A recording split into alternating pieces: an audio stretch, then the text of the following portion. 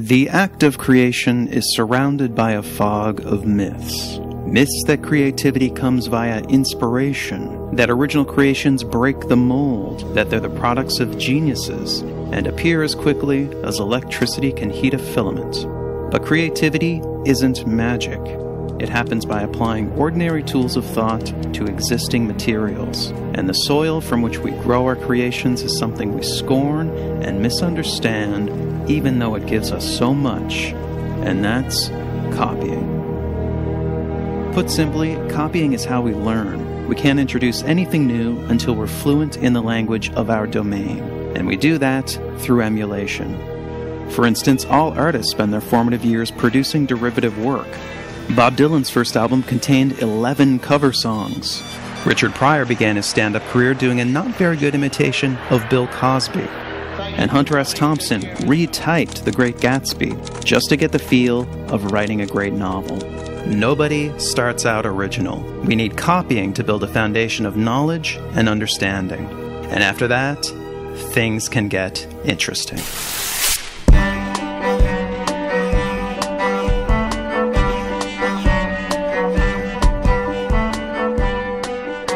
After we've grounded ourselves in the fundamentals through copying, it's then possible to create something new through transformation, taking an idea and creating variations. This is time-consuming tinkering, but it can eventually produce a breakthrough.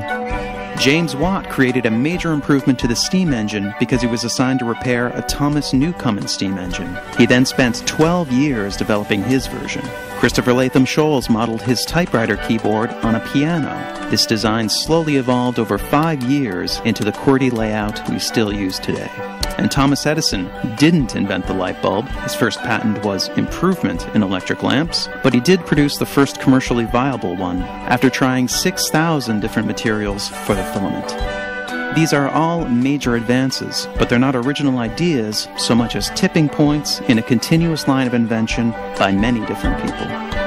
But the most dramatic results can happen when ideas are combined. By connecting ideas together, creative leaps can be made, producing some of history's biggest breakthroughs.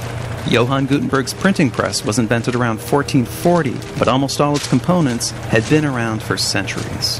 Henry Ford and the Ford Motor Company didn't invent the assembly line, interchangeable parts, or even the automobile itself, but they combined all these elements in 1908 to produce the first mass-market car, the Model T. And the internet slowly grew over several decades as networks and protocols merged. It finally hit critical mass in 1991 when Tim Berners-Lee added the World Wide Web. These are the basic elements of creativity: copy, transform, and combine. And the perfect illustration of all these at work is the story of the devices we're using right now. So let's travel back to the dawn of the personal computer revolution and look at the company that started it all. Xerox. Xerox invented the modern personal computer in the early 70s. The Alto was a mouse-driven system with a graphical user interface. Bear in mind that a popular personal computer of this era was operated with switches, and if you flipped them in the right order, you got to see blinking lights. The Alto was way ahead of its time. Eventually, Apple got a load of the Alto and later released not one, but 2 computers with graphical interfaces, the Lisa and its more successful follow-up, the Macintosh.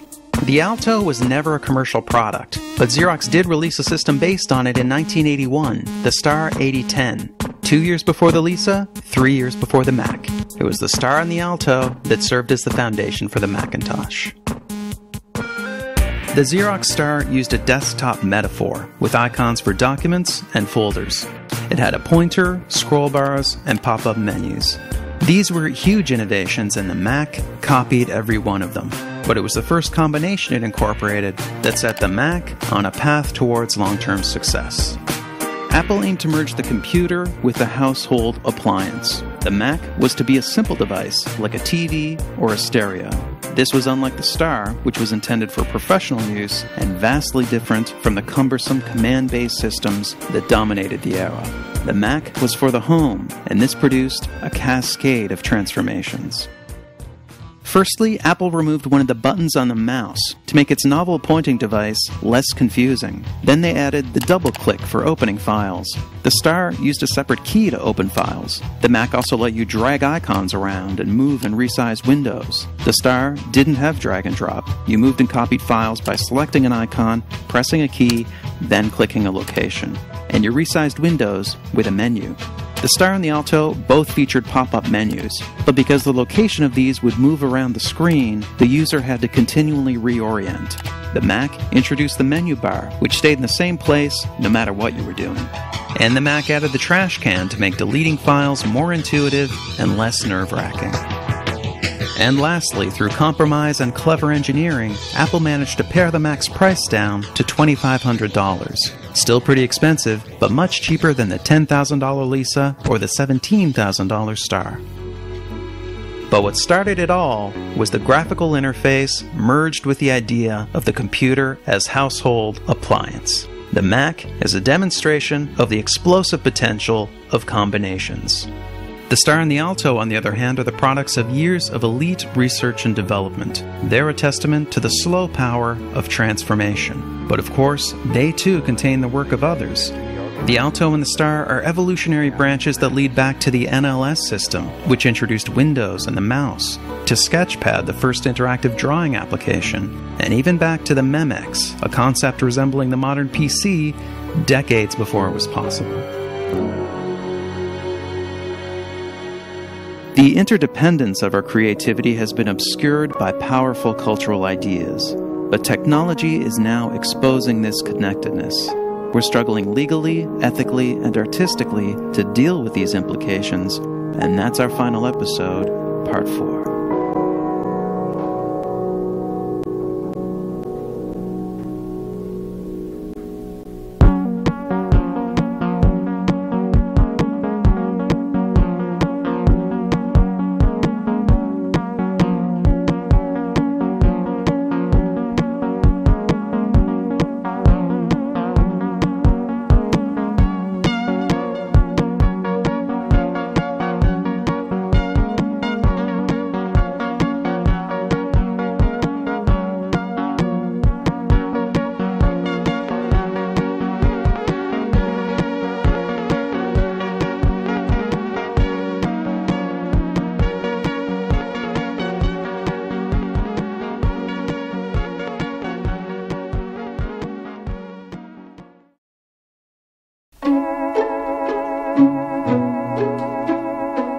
What if Xerox never decided to pursue the graphical interface? Or Thomas Edison found a different trade? What if Tim Berners-Lee never got the funding to develop the World Wide Web? Would our world be different? Would we be further behind? History seems to tell us things wouldn't be so different. Whenever there's a major breakthrough, there's usually others on the same path. Maybe a bit behind, maybe not behind at all.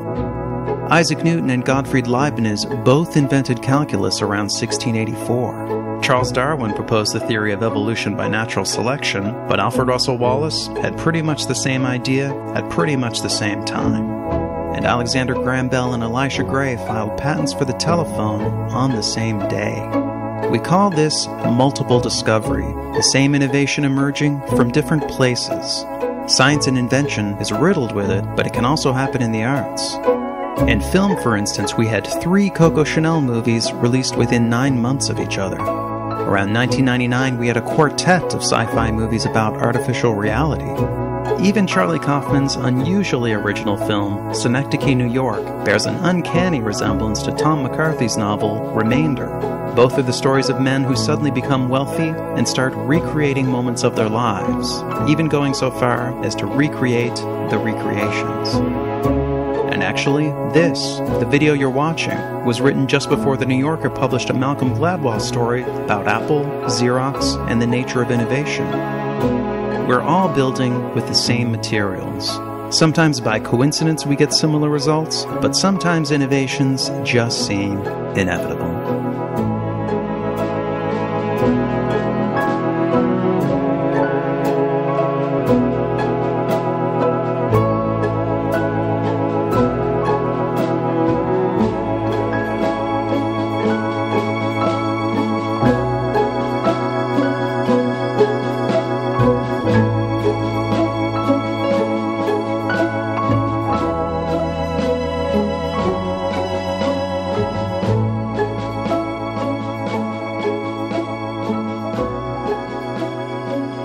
Hi there, I'm Kirby. I'm the creator of Everything is a Remix, and thank you so much once again for watching. I'd like to take a quick moment to thank the folks who contributed work to this episode, as well as my followers on Twitter who help out with research occasionally. For the last time, financial donations are very much appreciated. Welcome. They really do help make this work. So if you're in a position to donate, please visit the donate page of the website and contribute whatever the series is worth for you. Also consider visiting the sources and references pages of the website and buy some of the books and music and movies that are there. That's the work that I'm building upon in this series, and those folks could certainly use your support as well. Lastly, come see me live. I have speaking engagements coming up. Check out the website for details. If you'd like to book me for a speaking engagement, email me at talks@everythingisaremix.info. That's it. Tune in next time for the exciting conclusion of Everything is a Remix and also an exciting announcement. All right. Take care, folks. Bye-bye.